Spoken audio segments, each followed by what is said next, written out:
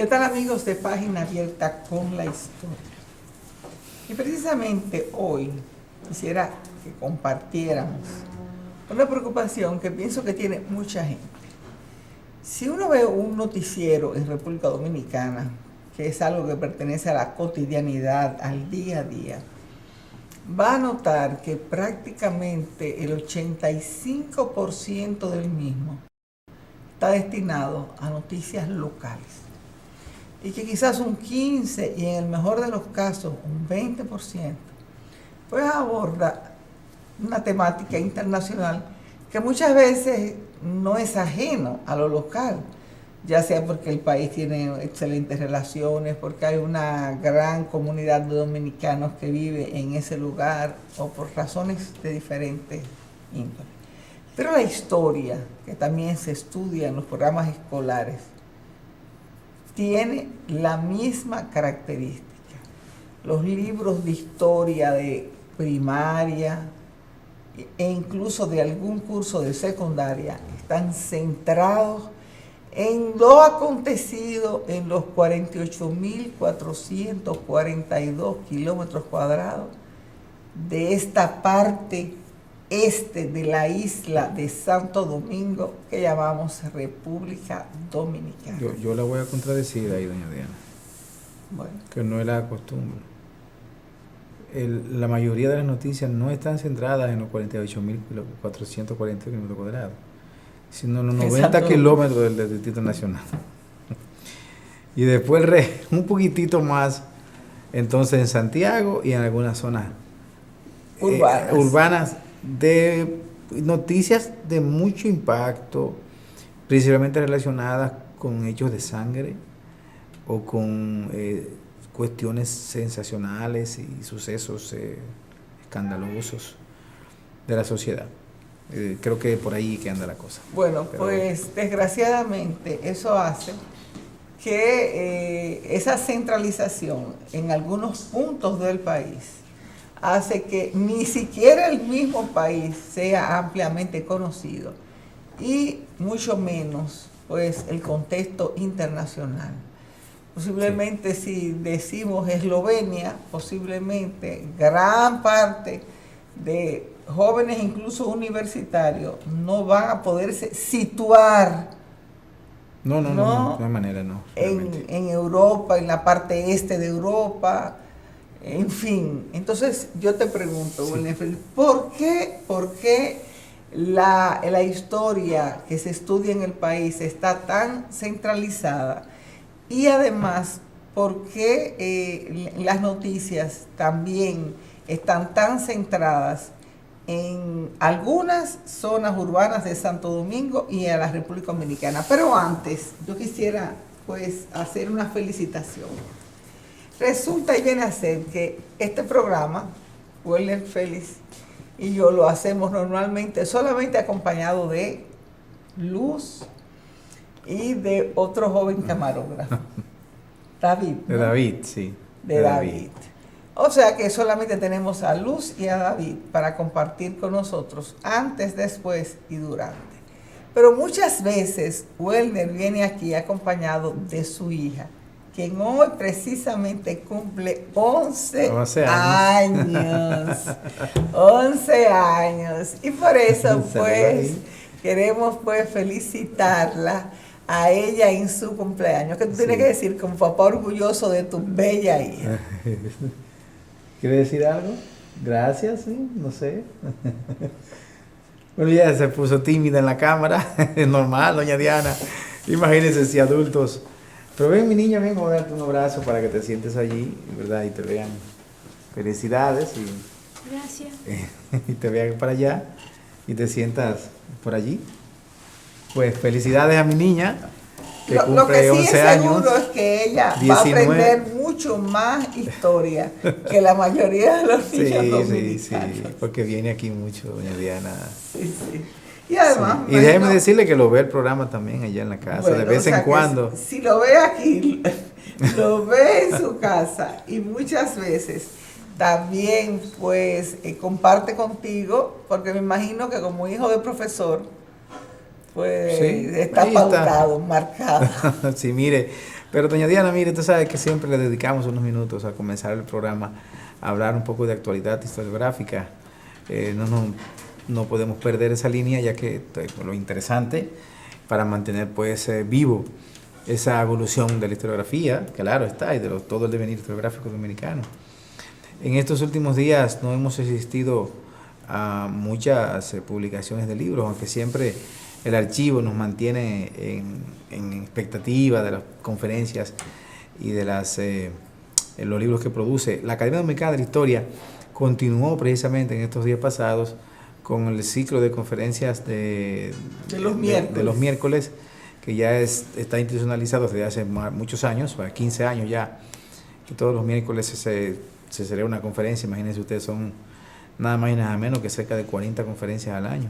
Claro. Es bastante. Se supone que si es una cada miércoles deberían ser 52, pero vamos a imaginar que algunas... En diciembre casi no hay conferencias. Se celebra un momento de confraternidad y luego el mes de diciembre como que baja. Y la primera semana de enero, primeras 2 semanas de enero. O sea que por lo menos 40 conferencias anuales. Por lo menos 40, 42 conferencias anuales, lo cual es mucho. Claro, no solamente conferencias, incluye conferencias y puesta a circulación de libros. En estos días precisamente se puso a circular el libro sobre la tumba de Trujillo, y también un trabajo sobre sellos postales Puerto Rico y Santo Domingo. Y además hay que decir que la Academia Dominicana de la Historia acaba de elegir su nueva directiva para regir los distritos de la Academia por los próximos 3 años, periodo 2016-2019. O sea que son de 3 años. De 3 años, sí. O sea que Bernardo acaba de cumplir 3 años. 3 años. Y previo a Bernardo creo que estaba... Framoya. Claro, sí.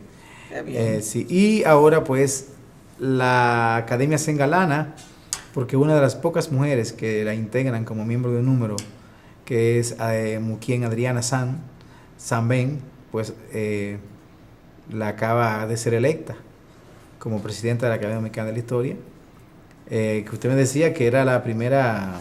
Es la primera vez que esta academia es dirigida por una mujer. Así es.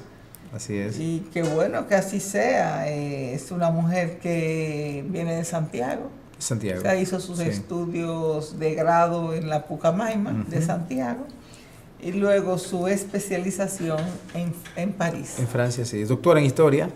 Ha escrito interesantes libros de historia sobre Lili, sobre el tabaco, en compañía con José Checheco, sobre la historia del Senado, la historia de la Cámara de Diputados. En colaboración también con Checheco, y también un libro sobre Buenaventura Báez. O sea, es una tremenda historiadora, productora historiográfica, que pues ya lo ha reafirmado, que su compromiso es continuar con la labor que ha venido realizando desde hace muchos años. Ahí también tenemos a María Filomena González también. Sí, María Filomena es miembro correspondiente nacional y ella es miembro de número. Es una de las pocas mujeres realmente. Hay que decir que la academia en casi... Tú dices que María Filomena no es de número. No es de número, creo, no es de número. Es miembro correspondiente nacional. Sí. Si no me equivoco. Y también Celsa Albert también es miembro correspondiente nacional. Sí, es historiadora. En el caso de Celsa, sus estudios de posgrado los hizo en México. En México. Bueno, la academia tiene muy buenos académicos, estudiantes de máster y doctorado en España, en México. Bueno, también está Natalia González y también Quisqueya Lora. Sí. Son mujeres sí. de la academia. Hay varias, y hay varias colaboradoras también.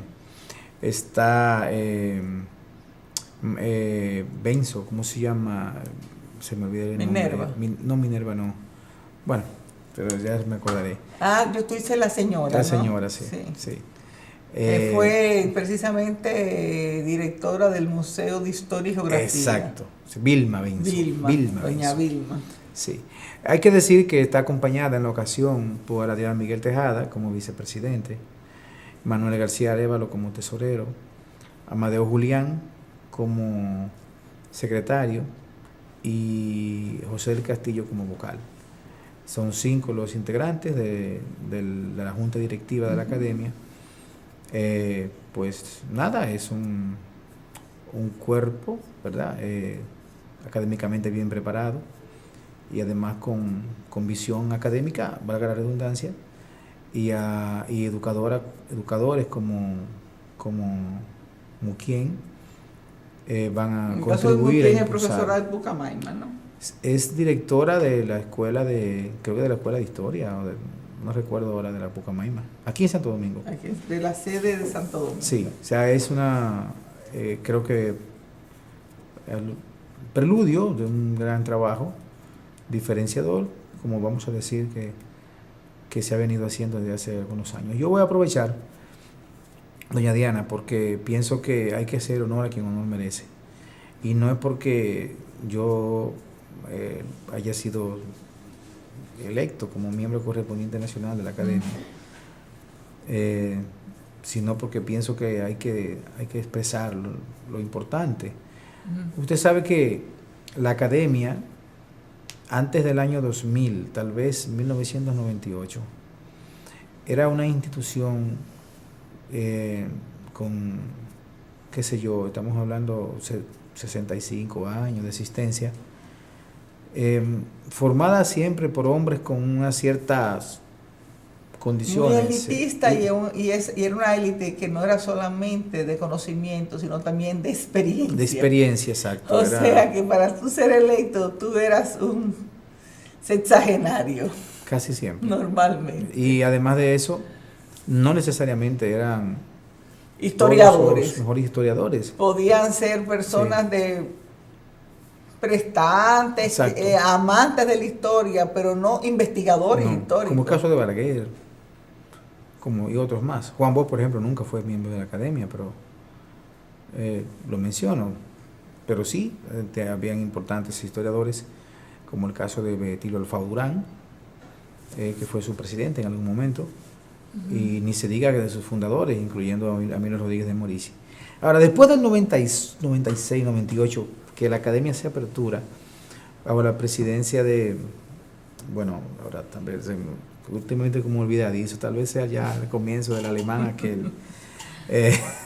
No, realmente está José Checheco, Emilio Cordero. No, pero la presidencia de la década del 90, final de la década del 90,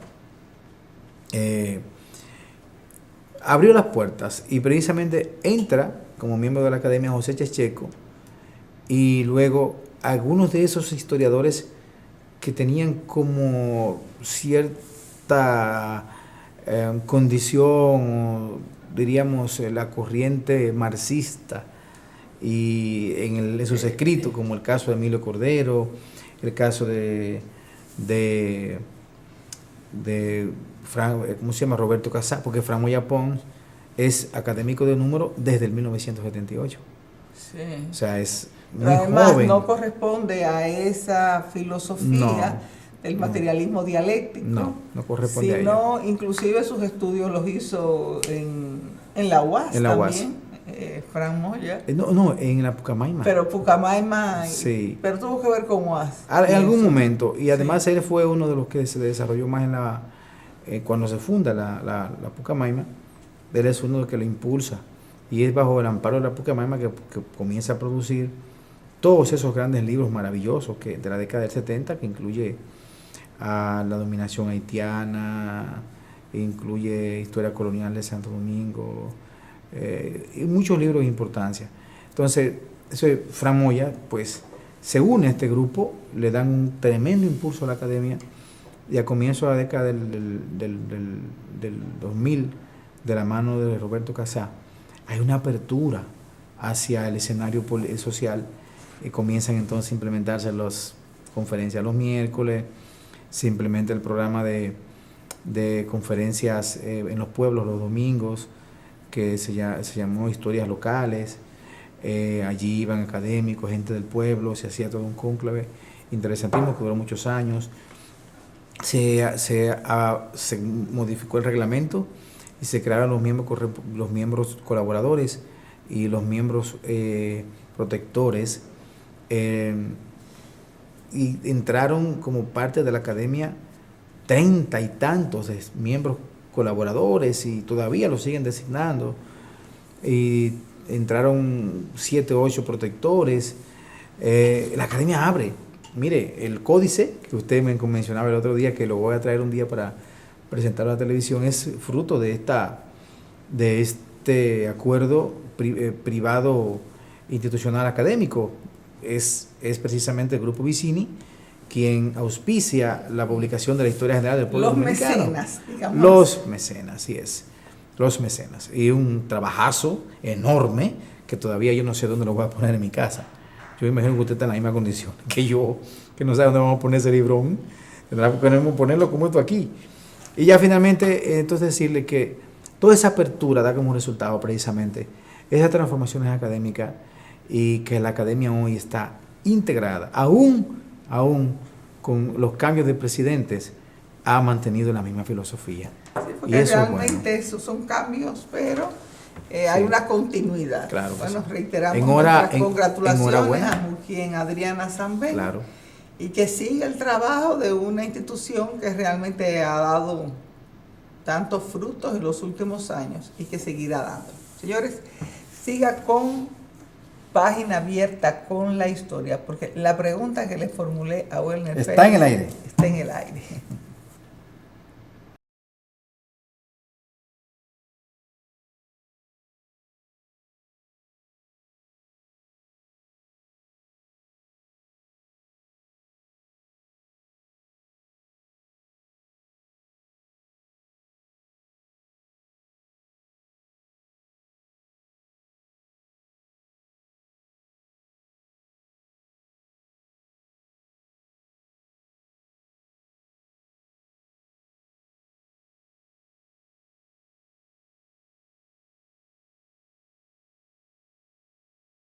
Welner, ¿por qué hay tanta centralización hacia el país e inclusive hacia lo que acontece en las grandes urbes a nivel de noticias? Yo te digo a nivel de noticias y alguien puede pensar, pero eso no es historia. Pues bien, lo que hoy es noticia, mañana es historia. Sí. Y de una manera u otra, gran parte de la información que yo tengo de la historia de los últimos años, no es precisamente porque la he estudiado, es porque la he vivido, es porque la he leído en los medios de comunicación, es porque la he escuchado en los noticieros radiofónicos o la he visto en los noticieros televisivos. Sí, usted sabe, doña Diana, que la estela divisoria entre noticia e historia es tan difícil, es tan, diríamos, difusa, que porque en realidad una noticia suele ser una historia y a su vez una historia puede ser una noticia en la medida en que usted no lo sabía. Claro. En la medida en que no lo sabía.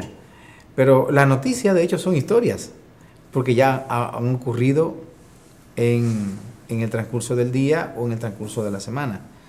Y aunque pues hayan criterios que digan que hay que esperar tal tiempo para hacer ese análisis, en realidad todo lo que ya ha acontecido es historia. Pertenece al pasado, aunque sea un minuto en fin, o una si hora hablamos antes. De que en España hubo un cambio en la presidencia del Congreso y ahora es una mujer precisamente, Ana Conde, en vez de Pachi López, eso lo vi esta mañana, pero ya es historia. Y era noticia. Pero cuando lo vi en ese momento que estaban contando los votos, era noticia. Era noticia, ¿sabes? Por eso es que la línea tan nebulosa de la historia. Pero mire, es que, doña Diana, para poder comprender la situación alrededor de la construcción historiográfica, de la comprensión historiográfica y de la historia que le da el dominicano, nosotros primero tenemos que ubicarnos en nuestro concepto de isla y situarnos también en otros contextos nacionales. Lo primero es que, como usted dijo al comenzar el programa, nosotros vivimos en unos 48.442. Sí, otros viven en 90, que es el Distrito Nacional. Otros viven un poco más, le agregan esos 90, 19, 20. La provincia de Santo Domingo. Exacto, 1.400. Otros viven en 3.000, como el caso de la gente de San Juan, o 1.800, como la gente de Barahona, o sea, 1.800, como 2.000 y pico los de Santiago. O sea que en realidad prácticamente cada mundo, cada región, cada escenario, cada espacio social es un mundo, un micromundo, una microzona y así la gente se comienza a concebir. Entonces, nuestra historia tiene ese problema. Es una historia muy isleña, y que precisamente nuestros historiadores primarios la construyeron con el concepto de isla. No la construyeron con un concepto antillanista o caribeño o latinoamericano o continental. O sea, es algo que se creó con ese modelo y así hemos continuado. Analizamos la historia al margen de todas las influencias externas. Claro. Lamentablemente ha sido así. Entonces, si comenzamos a analizar... Inclusive, voy más lejos. Sí. Actuamos en los momentos históricos de esa manera, porque solamente eso podría explicar que mientras en toda América Latina se habían iniciado los procesos independentistas, Sí. y estaban aprovechando precisamente la debilidad que sucedía en España debido a la ocupación napoleónica para precisamente romper los lazos con España, nosotros Estábamos uniéndonos. estábamos tratando de volver a ser Y españoles. paradójicamente, durante el proceso 1811-1820, fue el periodo de mayor debilidad de la dominación española en Santo Domingo. Claro, por eso no es casual que le digan España No, boba. bueno, usted acaba de decirlo, o sea, estamos hablando que fue un periodo era tan tal que en algunas de las rebeliones que se suscitaron, los prisioneros eran enviados a Puerto Rico porque aquí no habían condiciones. O sea, no, es que no había cárceles No, siquiera. habían O sea, cárceles, pero no tenían condiciones. Pero no se le podía dar un trato un No, poco humano. no habían condiciones, entonces lo mandaban hacia Puerto Rico o hacia Ceuta, porque no habían... Imagínate, Ceuta, señores, en el norte de África. O sea, son enclaves españoles dentro del territorio de lo que es Marruecos. Sí, así, de Marruecos. Lo mandaban a Ceuta, porque aquí no habían esas condiciones. Entonces imagínense que en 1816, 1817, 1811, 12... Pero eran no a habían los presos condiciones. de cierta categoría, porque yo me imagino que a un preso no era verdad que le iban a pagar un pasaje a Ceuta, tenía que ir a España. Claro que sí. Y de España cambiarlo de barco para que fuera hasta cruzar el Mediterráneo. O sea, que tenía que ser a un preso que se le quisiera dar un cierto... O sea, que se quería conservar prisionero, porque ya sea porque lo que había hecho era de cierta envergadura, o porque era enemigo del régimen, o por lo que fuera.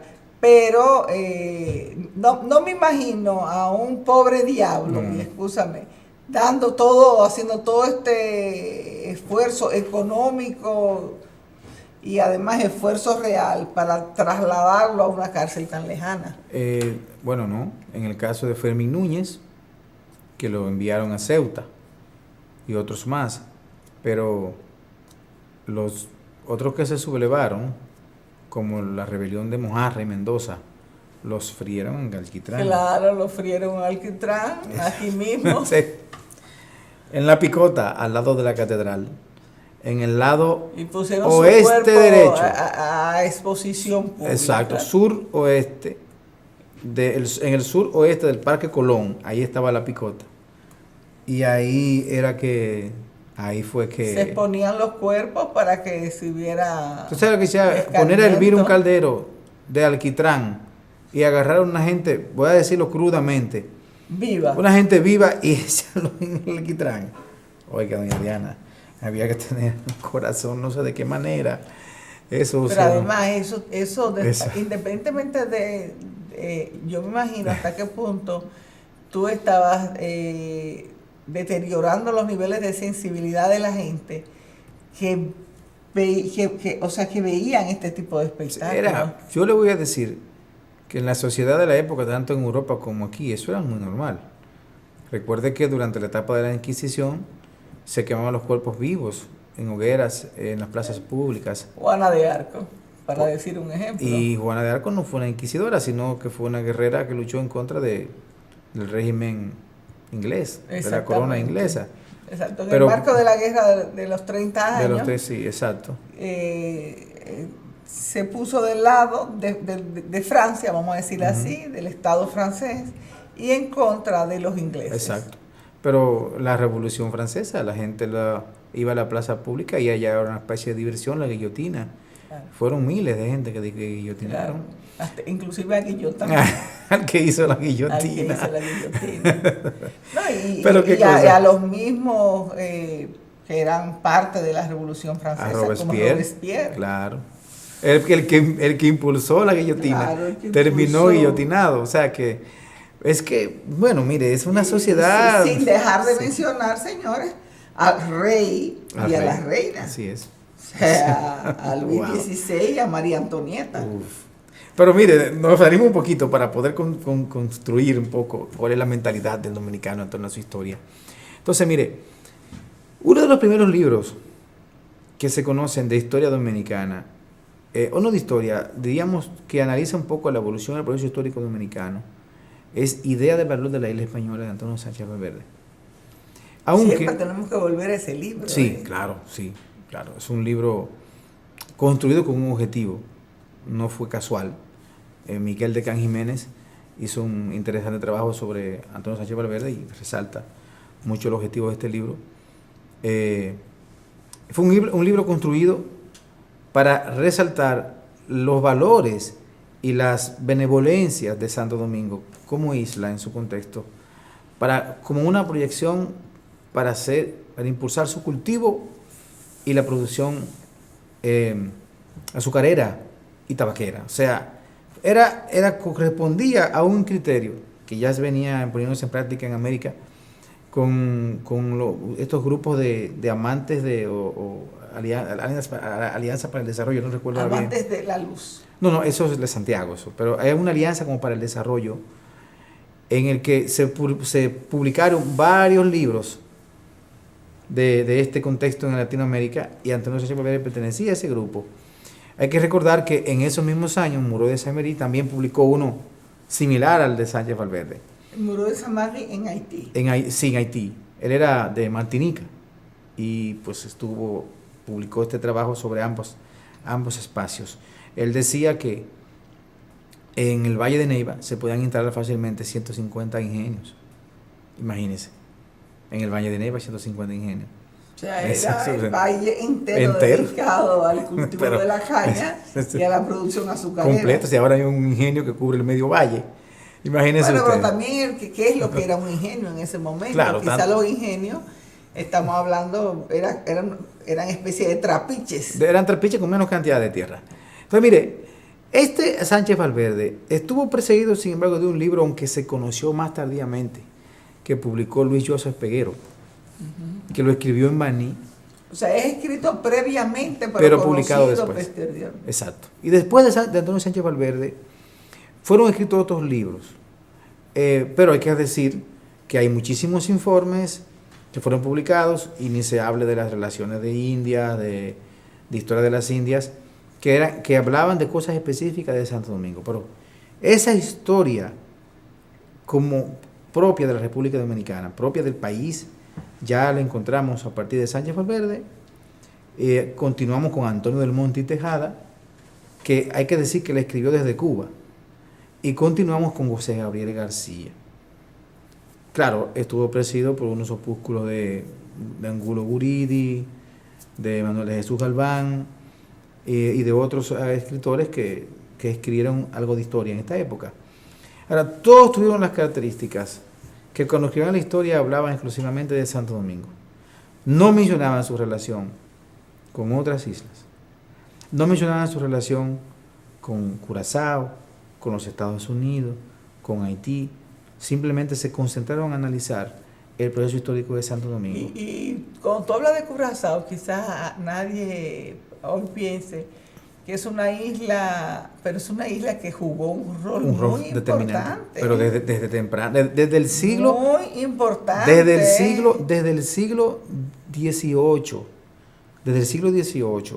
Como proveedora de una serie de bienes de cierto confort. Sí. Y los habitantes del sur tuvieron mucha relación con Jamaica. con Jamaica, que habían muchos barqueros, muchos dueños de barcos de Jamaica, que pasaban por Jacmel, está en el sur, en uno de los puertos más importantes de la zona sur de Haití, y de ahí regulaban en Enriquillo, en Barahona, buscando madera, buscando animales, buscando reses, y había un comercio, clandestino. Un intercambio, claro, interlope, sí, como dirían. Así es. Y con Saint Thomas, ni se diga. Saint Thomas era el granero, era de donde se abastecía Santo Domingo en los primeros años de la independencia. Y todavía... Desde San Tomás. Sí, Saint Thomas se abastecía. Cuando se proclama la independencia... Nosotros le compramos granos a San Tomás. Harina. El abastecimiento de harina durante la independencia fue de Saint Thomas. Y de esas islas. Pero San Tomás importaba. Claro, sí. San Tomás importaba. Hay que recordar que eran... Posiblemente tenía molinos. Sí, tal vez. Lo importante o quizás lo importaba directamente ya en forma de harina y la reexportaba hacia nosotros. Pero nuestras casas comerciales, las casas comerciales que nos abastecían y que nos prestaron los recursos económicos en los primeros años de la independencia, eran de los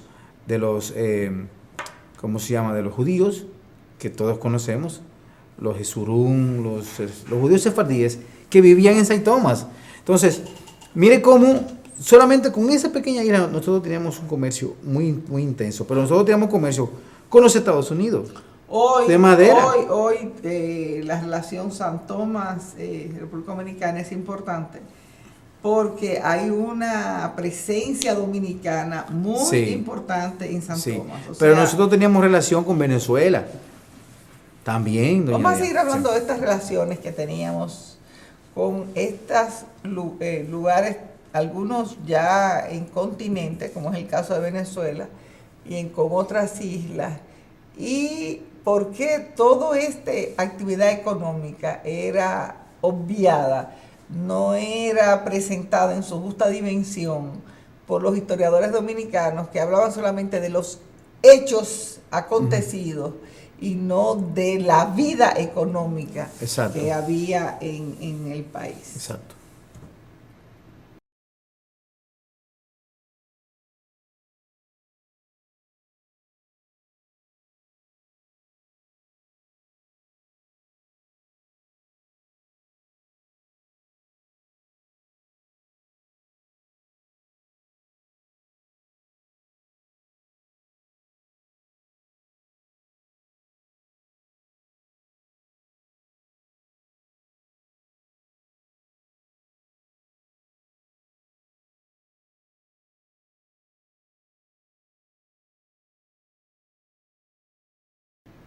Efectivamente, Weller, tú tienes razón. Realmente, si me pongo a hacer una retrospectiva de la historia que estudié en mi niñez y en mi adolescencia, realmente ese intercambio económico, que es vital para conocer lo que está pasando en un país, no era abordado en los libros de historia. No. De hecho, José Gabriel García, que es considerado el padre de la historiografía dominicana, se concentra a hacer una reconstrucción de una historia de Santo Domingo y la hace en contraposición al proceso histórico haitiano. Entonces, él se dedica a hacer un rescate enorme, inmenso, un trabajo tremendo, pero de una historiografía muy local en el que prácticamente obvia la influencia de otros estados, otras islas. Prácticamente no menciona nada. Y se dedica a construir a un Duarte, a un Sánchez, a un Mella, a un antagonista. Y cuando sabemos algo de esas islas es porque nos enteramos que Luperón estaba que andaba en el telégrafo. Exactamente. Sí, o sea, no. Que Duarte precisamente fue a Saint Thomas. Estaba en Caracas. Exactamente. Fue a Curazao, que lo mandaron a buscar cuando vino. O sea, sabemos, pero no explican por qué Duarte estaba allí. No, pero no solamente eso, doña Ana, sino que es que esos constructores se centran en ese modelo. Bueno, Pero los que le siguen, preocupados por esa reconstrucción historiográfica dominicana, también hacen lo mismo. Usted lo encuentra en grandes trabajos como de Gustavo Mejía Ricard, lo encuentra en el trabajo que hizo Ramón Marrero Aristi, lo encuentra en el trabajo que hizo Américo Lugo. O sea, usted prácticamente comienza... Hablando ya de lo del siglo XX. Claro, incluso el propio Roberto Casas se centra en una historiografía muy local. Ya usted comienza a ver cambios cuando comienza a leer trabajos de historiadores extranjeros, como el caso de Antonio Gutiérrez Escudero, que usted lee el libro de él sobre la historia colonial, y usted se va a topar, se va a encontrar con que Antonio Gutiérrez Escudero le dice que Santo Domingo tenía unas relaciones con las demás colonias, y ya ahí ya comienza a haber una expansión de esa colonia de Santo Domingo y su relación comercial con Puerto Rico, con Cuba, con Jamaica, con las Antillas Menores y también con el continente. Con el continente, entiéndase, el continente caribeño, porque no vamos a hablar más allá de México, de otros sitios. Entonces, pero lo veamos todos porque nuestra construcción tiene como norte una historia centrada en la justificación del proceso independentista, que tiene precisamente como punto a contrario a Haití. O sea, ese es el gran tema. El gran tema es precisamente contraponernos Exacto. a Haití. Construir una historia independentista, construir una historia estatista, una historia de Estado, al margen de las influencias externas. O sea que entonces si ese es el norte, precisamente de los historiadores, ya no. Bueno, era el norte, es lógico la carencia que yo digo claro, que tengo de información y de conocimiento de de las relaciones del país con esas islas, puesto que tampoco estaban en los libros de historia que estudié. Así es. Sin embargo, ya en los últimos 40 años ha venido dando ciertos giros. Por ejemplo, hay un trabajo que escribió Fra Moya Pons, que es la recopilación de sus artículos en la revista Rumbo, ya desaparecida, y en el periódico El Diario Libre, que se llama La Otra Historia Dominicana. Fra Moya, en sus escritos, es una historia de divulgación, que voy a tomarme un poquitito de diferencia ahorita para hablar un poquito de esos conceptos. Fra Moya trae a la palestra a una República Dominicana con influencias externas, pero principalmente con las influencias que tuvo de los Estados Unidos en la década del 60. Pues ya ahí se comienza a construir una historia más global. Sí, o sea, estamos hablando de Kennedy, me imagino, de la exacto. Alianza para el Progreso. Exacto. La Alianza para el Progreso, que es parte de un proceso histórico más continental. Exacto. Y las relaciones con Haití, por ejemplo, Santiago Castro trae en su libro...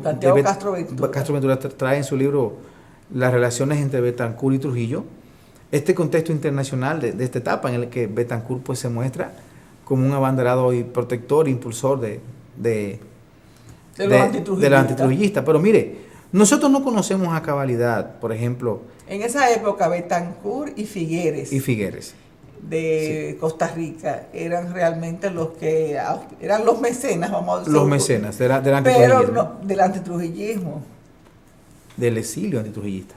Exacto. Así es. Entonces, lamentablemente, como esta historiografía nuestra se ha venido construyendo así, las influencias que nosotros como dominicanos de hoy y muchos de los que escriben y de los que construyen historias hoy siguen también con esas mismas influencias, y seguimos analizando el proceso histórico dominicano al margen de la evolución mundial. Por ejemplo, ¿cuál es el efecto del Brexit en República Dominicana? Se ha venido estudiando en los últimos días, pero cuando aquí se construye una historia, ¿se va a tratar el efecto del Brexit como historia? Eso tal vez no tiene importancia, cómo afecta el banano, etcétera. Bueno, el Banco Central dijo que eso no va a afectar nada porque solamente va a afectar 25, 55, qué sé yo, millones de dólares. Bueno, 25 millones de dólares para los productores de bananos de la línea del oeste. Eso es un dineral, doña Diana. Claro. Estamos hablando de miles. En la medida en que... Lo que pasa es que todavía no está muy definido cómo ellos van a manejarse fuera de la Unión Europea, cómo los británicos van a manejarse fuera de la Unión Europea.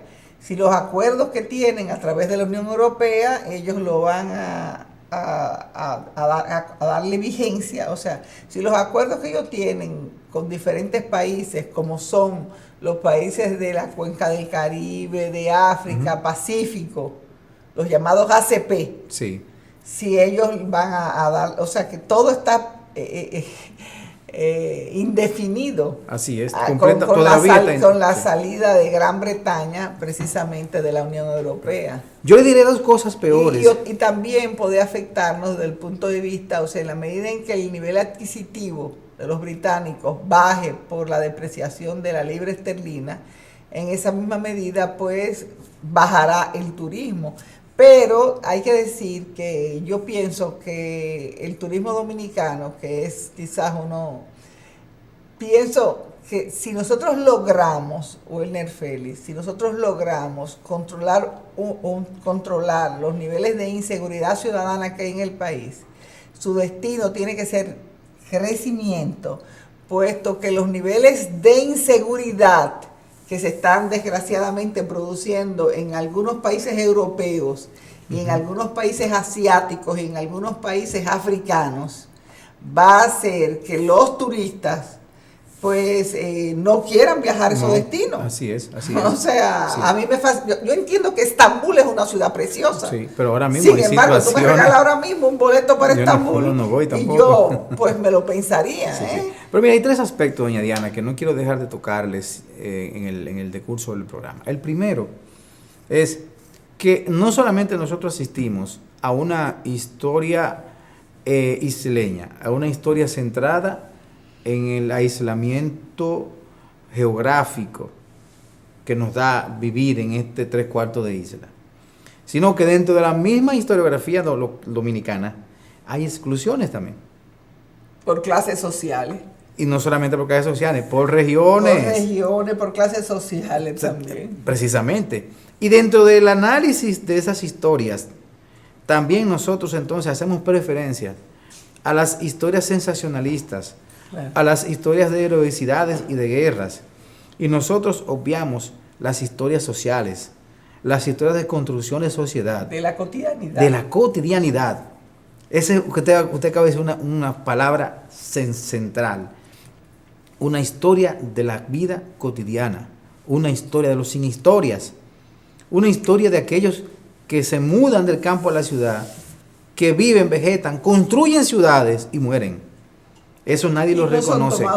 No, pero sí se menciona a Balaguer, que hizo un puente, a Lionel, que hizo un túnel, al otro que hizo aquello, pero nadie menciona que esos primeros que se mudaron en Gualey fueron los que iniciaron el desarrollo del poblamiento de Gualey, y que tal vez ellos se echaron en sus hombros con sus luchas internas para lograr que le construyan una acera, las transformaciones de Caoibosa a Gualey.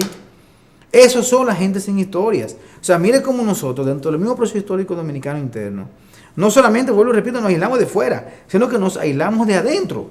Y preferimos estar hablando todo el tiempo de la guerra contra Haití, de resaltar a Duarte, como he escuchado aquí ahora mismo, que quieren acabar de una manera inmisericordia con César Mella, porque ha dicho ciertas cosas que él considera verdades a partir de la aplicación de métodos científicos de la conducta, de la psiquiatría. O sea, entonces, ¿qué pasa? Usted con palabras soeces no se va a denotar a nadie. Lo científico no se destrona con yo decir que usted lo que es un disparatoso. No, todo lo contrario. Si usted quiere demostrar lo contrario, tiene que demostrarlo con palabras científicas. Y así que hemos hecho.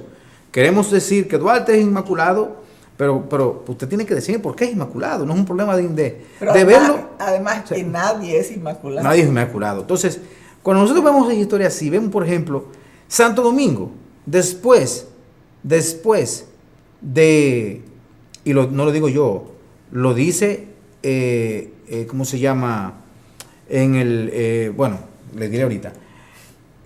Santo Domingo se convierte, después del ciclón de San Zenón, se convierte en el referente de país y pasa a ser el modelo de desarrollo de la República Dominicana. Y así se ha quedado. Incluso a nivel de nombre. A nivel ¿Cuánta de gente nombre? te dice, tú vas para Santo Domingo? Así es. Y cuando hablas de Santo Domingo, a lo mejor es para Santiago o Bueno, Puerto Plata que van. Pues se ha acuñado La expresión Santo Domingo para referirse a la República Dominicana. No, capital es capital y lo demás es monte y culebra. O sea, y eso viene de un modelo, de una creación, de un centralismo en el que Santo Domingo era la ciudad de las luces, el modelo de desarrollo, y que nos vivimos en un país altamente desarrollado, con edificios de 20 niveles, con agua potable y con grandes almacenes, con un price, más valga la promoción, con 8,000 supermercados de por allí. Sin embargo, nosotros, ese no es la ciudad, ese no es el país, doña Diana. Ese no es el país. El verdadero país es el que está al lado del río Sama, el que está 20 kilómetros antes de llegar a Santiago, ubicado en la orilla de la carretera para poder sobrevivir. O el que está por Samaná. O el que está por Samaná, en el Limón, o sea, ese es el país. Óigame, entonces cuando yo veo cómo nosotros generamos esas exclusiones como isla, pero también exclusiones externas, entonces yo concluyo, doña Diana, diciendo, la historia dominicana no está escrita. O sea, que hay que escribir. Hay que escribirla. Y esa es la tarea que tiene tanta gente joven, tanta gente que le interesa la historia y que quizás se siente que ya todo está dicho. No, todavía falta mucho, pero mucho por decir. Pero, y aquí está el reto, a estudiar, a investigar y a publicar lo que no está dicho. Así es.